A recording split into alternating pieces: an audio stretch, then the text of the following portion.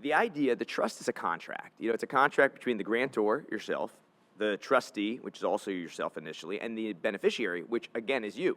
So all three parts are played by you to begin with, which is why we call it a disregarded entity while you're alive. You don't change the way you pay your tax returns. It doesn't restrict you. It doesn't offer any asset protection on its own, but it does allow you to know that if something happens to you, death or incapacity, your family's protected. Right. Now, the trust itself is going to list the next level of trustee and the next level of beneficiary, most likely, in your case, spouse in both situations. Right. So we don't restrict the surviving spouse either. Right. We do protect the surviving spouse, though, because the trust, once it becomes irrevocable, gives complete protection to that spouse from any debts you leave behind.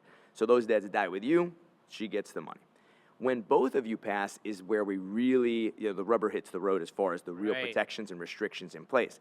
And this is where trusts get a little nuanced. So for my trust, and yours, is our kids, because my kids are 16 and 11 now. In fact, my daughter just got her license yesterday. Oh, God.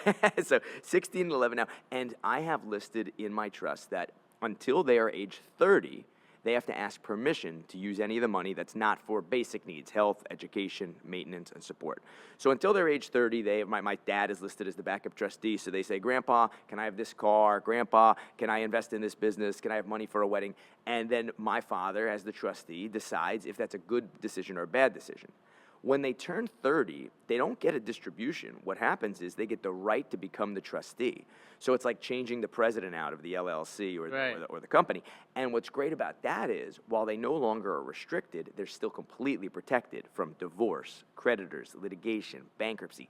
They might marry the wrong person. It doesn't matter. It's better than a prenup. Right. Now, we can even go further than that. I just have an age restriction in mine.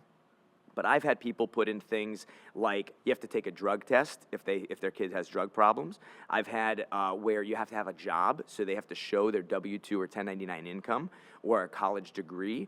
I've had people where you have to take over in that role. You're saying. Yeah, in that role. Yeah, so they don't like necessarily, a job interview almost. Exactly. Right. So they don't get disinherited, but they Right. have to prove things. Now, I've had things that are as strict. I had one guy, it was hysterical. He said, in order to be trustee, my kids have to read the Constitution and understand how